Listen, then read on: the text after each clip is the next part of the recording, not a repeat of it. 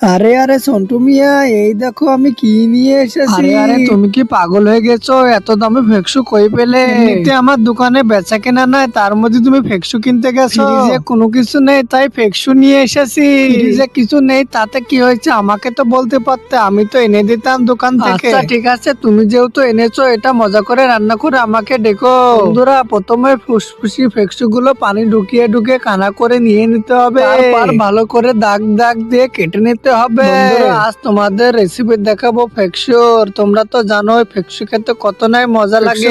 রান্না করার জন্য যত উপাদান লাগে সবগুলো দিয়ে নিতে হবে।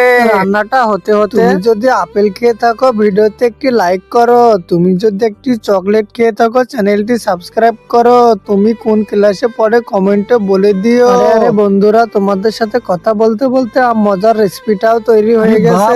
কি সুন্দর হয়েছে, এই দেখো তুমি খেয়ে করে দেখিতে। ওয়াও,